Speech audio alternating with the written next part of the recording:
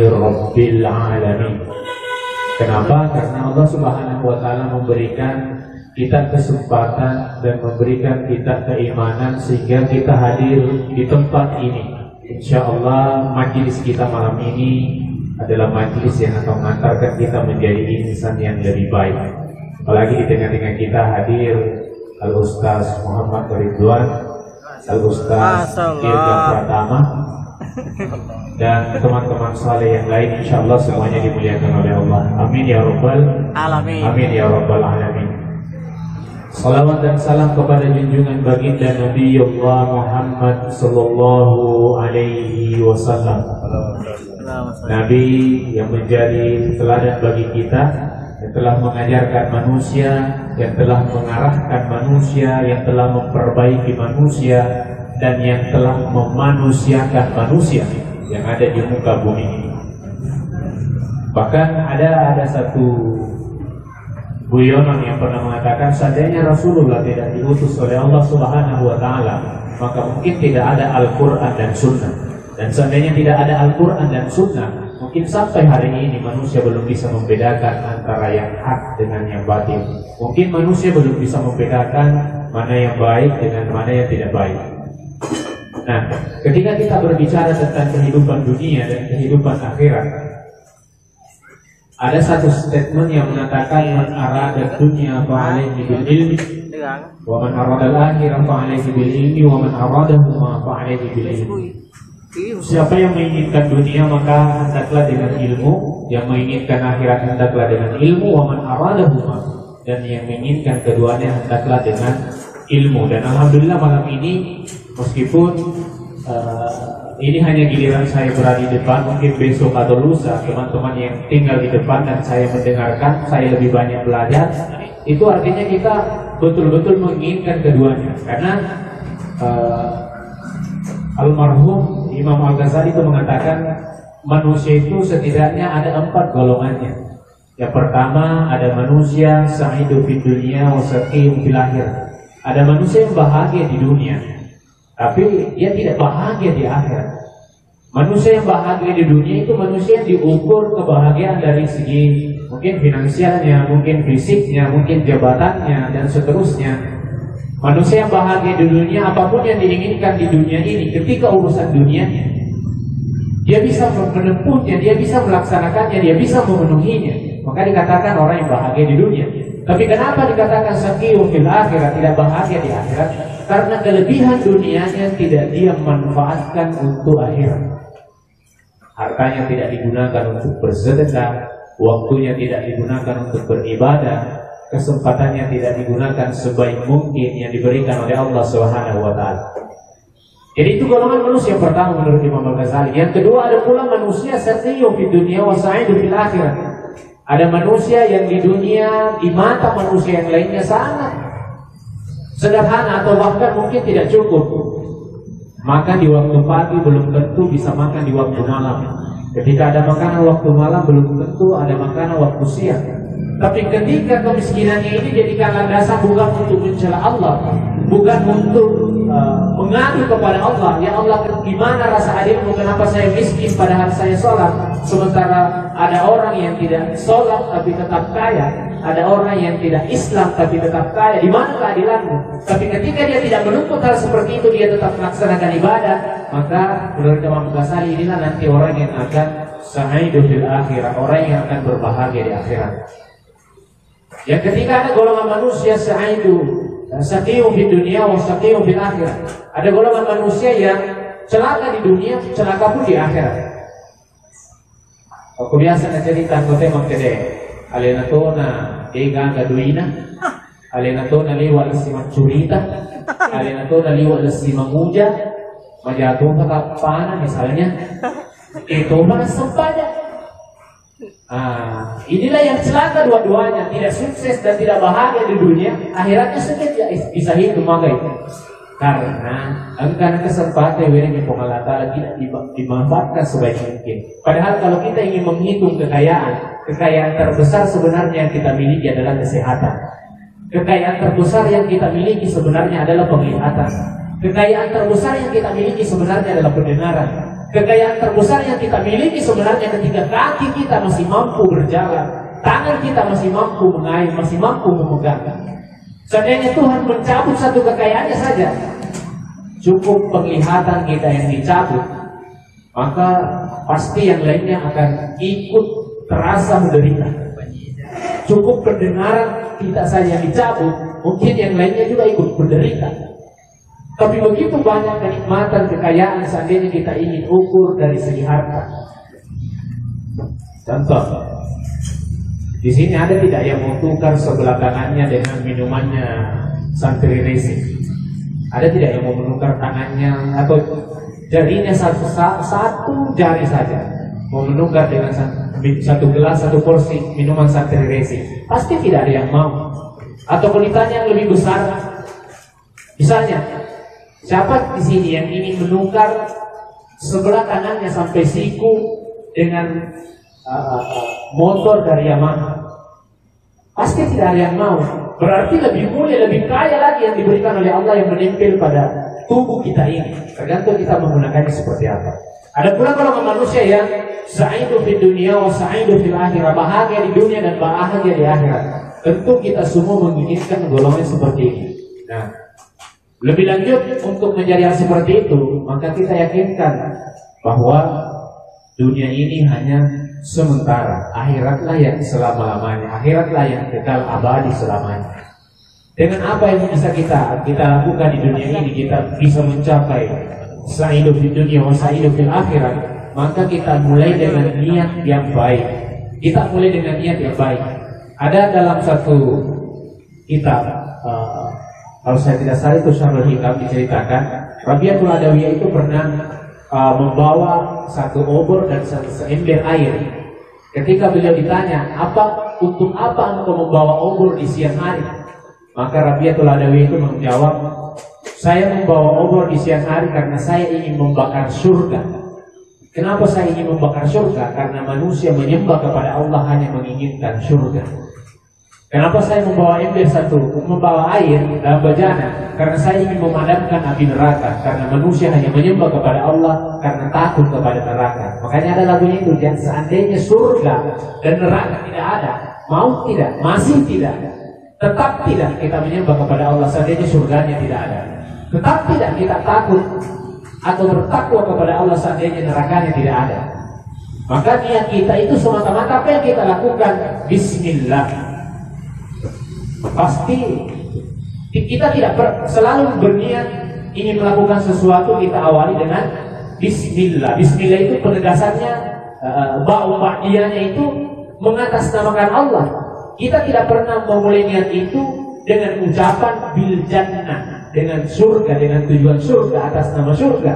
Tapi kita mengatakan Bismillah atas nama Allah. Jadi segala sesuatu itu kita sandarkan kepada Allah, bukan kepada makhluk ciptaannya yang bernama surga atau takut kepada makhluk ciptaannya yang bernama neraka. Makanya dikatakan bahwa innama hazihi hayatud dunya, maka sesungguhnya kehidupan dunia ini hanyalah kesenangan yang artinya bisa menipu. Bahwa dikatakan di dunia ini itu sementara dan berbagai macam kesenangannya, berbagai macam tipu dayanya, dan dikatakan akhirat itu adalah darul qarar, adalah sesuatu yang kekal dan tidak mungkin kita akan kembali lagi. Dan banyak penegasan Allah dalam Al-Quran. Salah satunya dikatakan, walau tara idzil mujrimuna nakisu rusihim min rabbihim rabbana absarna wa sami'na farji'na na'mal shalihan inna muqinun. Sesungguhnya nanti ada orang yang mengatakan kepada Allah, menyesal karena dia mengatakan, ya Allah, saya telah mendengar, saya telah menyaksikan, maka kembalikanlah saya ke dunia untuk melakukan meskipun sedikit kebaikan. Itu tidak mungkin lagi. Nah, bagaimana caranya kita agar bisa lebih mengutamakan akhirat? bisa lebih mengutamakan akhirat.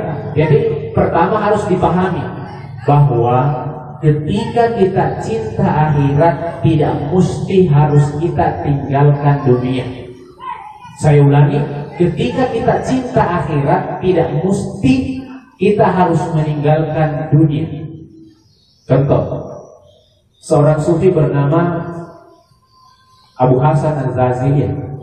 Beliau ini memang dikenal sebagai seorang sufi, tapi 4 ekor kudanya itu adalah kuda termahal pada zamannya.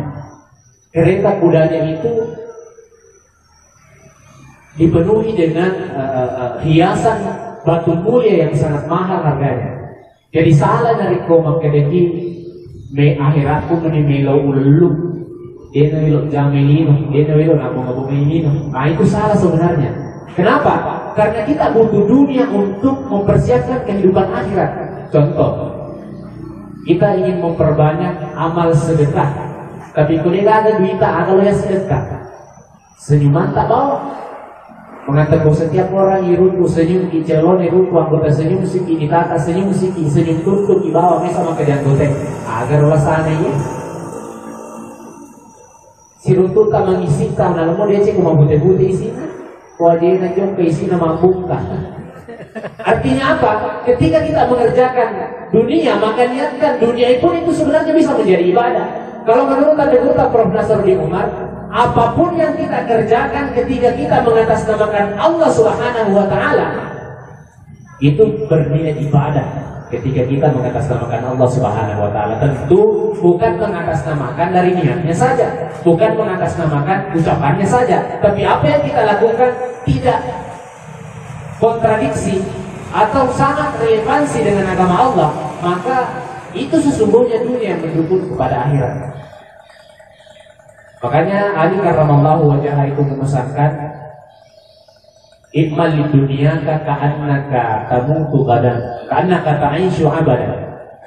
Kejarlah duniamu seakan-akan engkau hidup selamanya.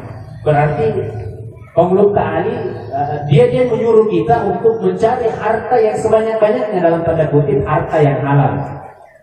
Harta yang halal tayyiban. Kenapa? Lebih banyak harta di tangan orang-orang yang beriman, maka kehidupan orang-orang muslim, kehidupan mukmin itu pasti akan lebih bahagia. Ketika banyak orang-orang yang beriman yang memiliki harta, maka banyak pula yang memperhatikan orang-orang beriman yang tidak memiliki harta. Jadi jangan ada statement dalam pikiran kita, itu dia lo jama, lo mana masuk pajak, lo mana puasa, lo mana dia lo sapa inongku, kira-kira dari kulit itu masapa dia kan istemandre, pikir cara nulis khusus pajak tak kemelumpuki. Bagaimana caranya sholat kita bisa khusyuk ketika dalam keadaan betul-betul lapar? Siapa yang menafkahi keluarga kita? Siapa yang menafkahi istri kita? Siapa yang menafkahi anak kita ketika kita tidak memiliki penghasilan? Jadi meskipun dunia ini sementara, tapi carilah dunia untuk persiapan kehidupan akhirat kita. Kejarlah dunia, kata Ali bin Abi Thalib, seakan-akan engkau hidup selamanya. Tapi beliau menekankan pada kalimat poin yang kedua, wa imma li akhiratika ka'annaka tamutu gadan. Kerjakanlah akhiratmu seakan-akan besok engkau sudah tiada.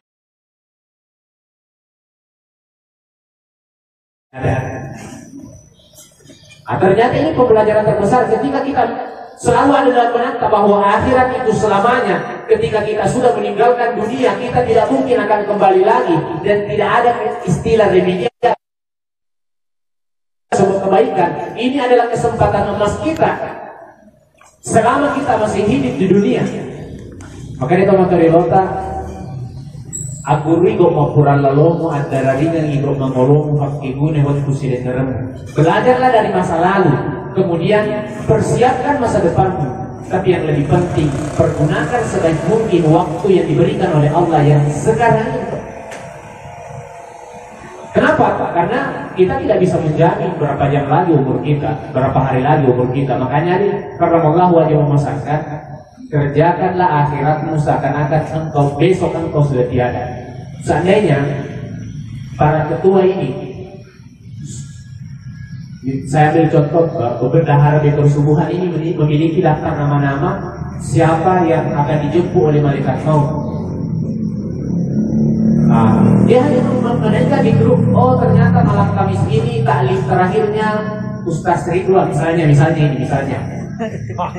Jangan ada yang bilang amin ya. Misalnya Kamis depan taklim terakhirnya Saudara Gunung. Paling mana-mana nih, kita kesimpulan di mau berinak lagi. Artinya apa? Tapi karena Allah menjadikan itu sebagai sebuah rahasia, makanya Ali karramallahu wajhah mengambil sabiniah itu memesankan kepada kita bahwa lakukan, kerjakan akhiratmu seakan-akan itu adalah yang terakhir kali yang kau mengerjakan. Saya mengikuti taklim malam ini karena saya belum yakin dan saya mungkin tidak akan mengikuti taklim berkesubuhan Kamis yang akan datang. Saya berniat salat malam ini karena saya tidak tahu apakah saya masih bisa hidup besok malam. Saya melaksanakan salat Isya tadi. Saya menganggap bahwa itu adalah salat Isya terakhir saya di dunia ini. Maka ketika ada seperti itu, maka semua urusan dunia kita itu akan terlupakan. Semegah apapun rumah kita, sebanyak apapun kendaraan kita, secantik apapun istri kita, selucu apapun anak kita, ketika kita yakin bahwa itu adalah ibadah terakhir kita, itu semua akan terlupakan. Kita ambil dalam kehidupan dunia. Misalnya kita diberikan satu kesempatan bahwa siapa yang bisa, saya ambil contoh yang sederhana, siapa yang bisa sholat subuh berjamaah misalnya dalam kurun waktu selama 3 minggu, maka akan diberikan satu mobil Honda Brio warna kuning misalnya. Maka saya yakin dan percaya banyak orang yang naudena kita keluar kami ini konsirai atau mulai kami di rumah benih dan sabaca dan sehari subuh. Kenapa? Karena orang sudah yakin bahwa saya akan mendapatkan melok amalan, sudah termotivasi. Kenapa? Karena itu nyata. Tapi kalau untuk urusan akhirat, maka imanlah yang kita gunakan, keyakinanlah yang kita gunakan. Makanya itu komentar tak beda tumbok biasanya maka si bawa mapat tolong. Biasanya maka anu lady tetapi tepat. Kung makikita ihong natagpo kurite berarti niya ito natagpo magpatong naman niya sa kaya hindi mo natagpo maka dahil hindi magarta uwi tapi pasirito ko ternyata magarta to nga ako ka natagpo magarta to nga di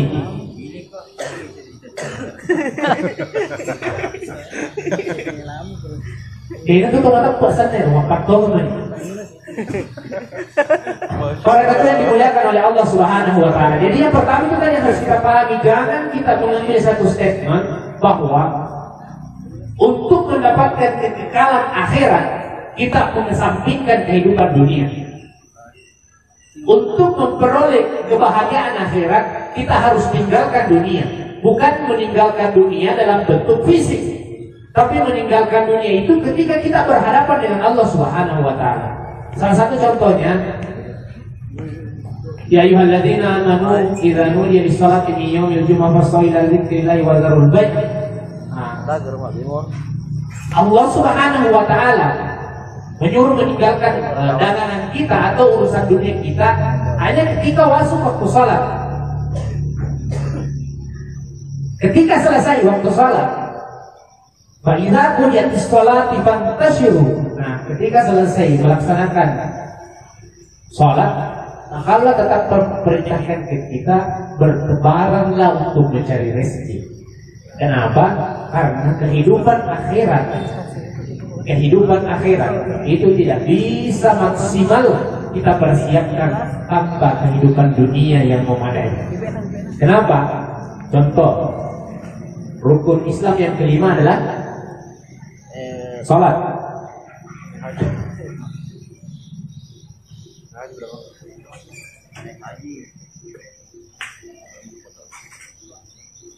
Ya aja bagi yang mampu. Rukun Islam yang kelima itu adalah naik haji. Nah, pertanyaannya, bisa tidak semua orang beriman itu melaksanakan haji tanpa biaya? Mungkin ada, tapi 1-2 orang. Artinya apa? Ternyata dunia itu bisa adalah penyokong untuk kegiatan persiapan akhirat kita. Rukun Islam yang lain misalnya zakat. Bagaimana bisa kita berzakat ketika harta kita tidak mencukupi satu hisab? Bagaimana bisa kita bersedekah ketika kebutuhan makan saja kita tidak bisa penuhi?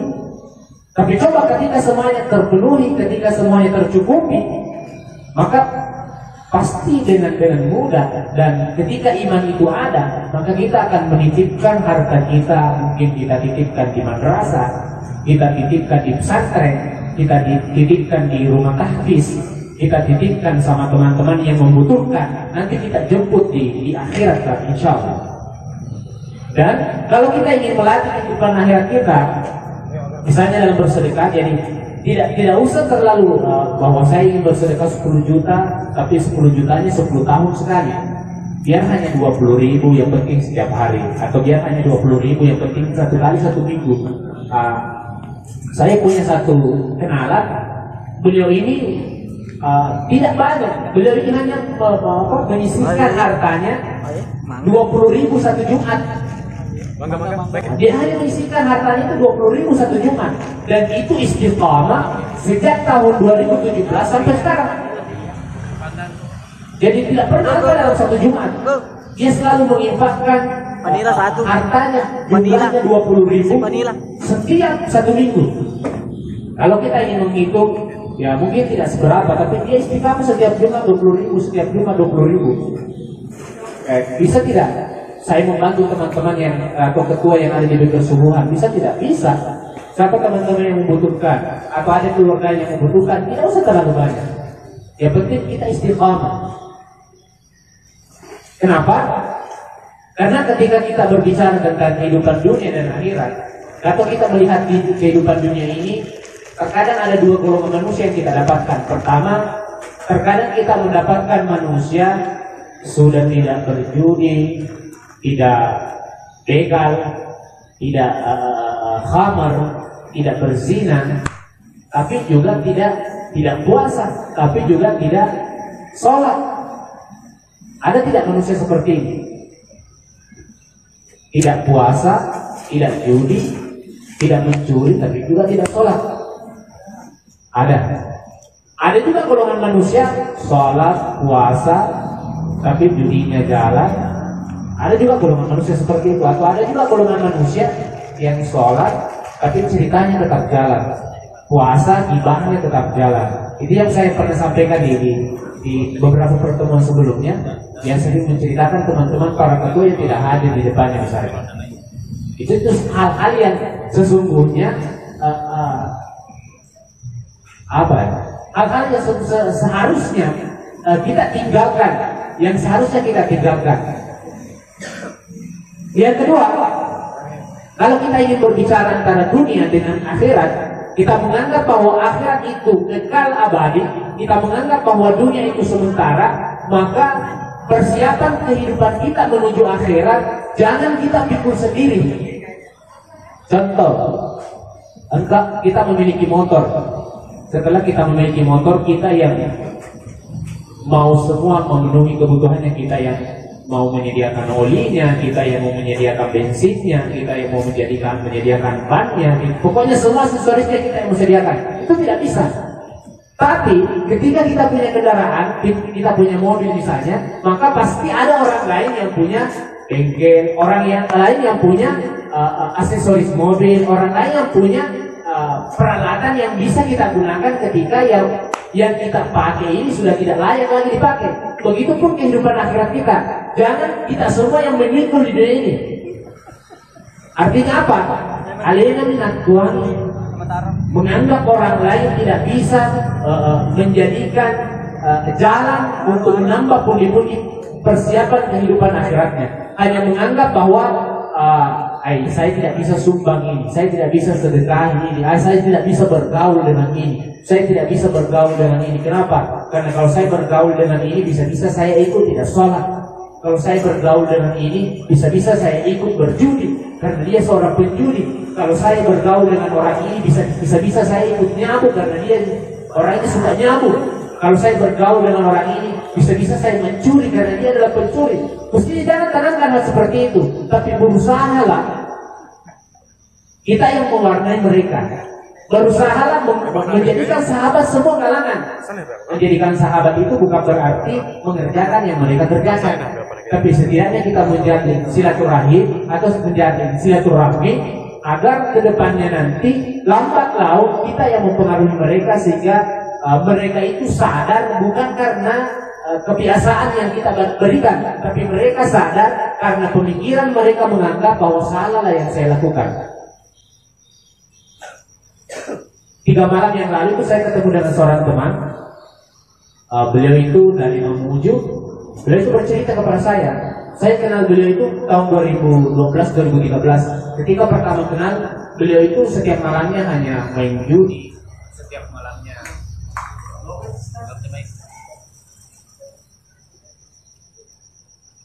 Nanti baterainya buang.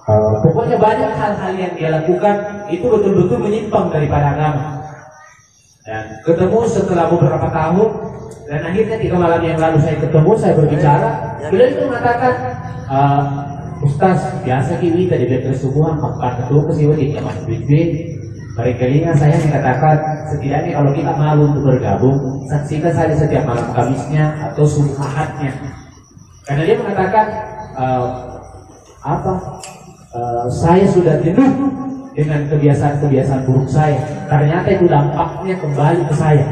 Kayaknya itu makanya teman-teman tigoki, DC-nya, kerjakanlah kebaikan, biasakanlah melakukan kebaikan, dan jadikan kebaikan itu sebagai pribadimu. Esok atau lusa, maka kebaikan itu akan mencari kita.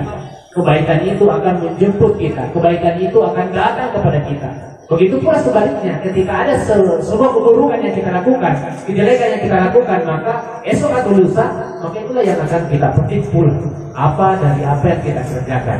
Yaitu maka diketahui, nasa pemotorelota pada sini pikiringan bokongan kami mujamah, alay akan lebaratan akan ini, agi itu itanah, yaitu ipak. Kuasa tanah ngasih totu bolehna, kunti tanah ngoti totu bolehna. Tidak mungkin ngasih tanah ngoti hidup pak. Tidak mungkin kunti tanah ngasih hidup pak. Artinya apa? Apapun yang kita lakukan itu pasti ada timbal baliknya. Ada satu sufi yang menyampaikan bahwa untuk menyatukan dunia menjadi akhirat semua. Saya ulangi, untuk menyatukan dunia yang kita katakan sementara menjadi akhirat semua, lakukan semua aktivitas, segala aktivitas kita dengan niat lillahi ta'ala. Artinya kalau niat lillahi ta'ala berarti ucapan kita, perbuatan kita itu semuanya sejalan dengan ajaran Allah Subhanahu wa Ta'ala. Sering saya sampaikan bahwa bagaimana kita mengingat Tuhan dalam keadaan sholat, maka jadikanlah hal itu ketika kita di luar sholat. Misalnya dalam sholat kita mengingat Tuhan dalam keadaan berdiri, kita mengingat Tuhan dalam keadaan duduk, maka di luar sholat pekerjaan yang kita lakukan dalam keadaan berdiri tetaplah mengingat Allah.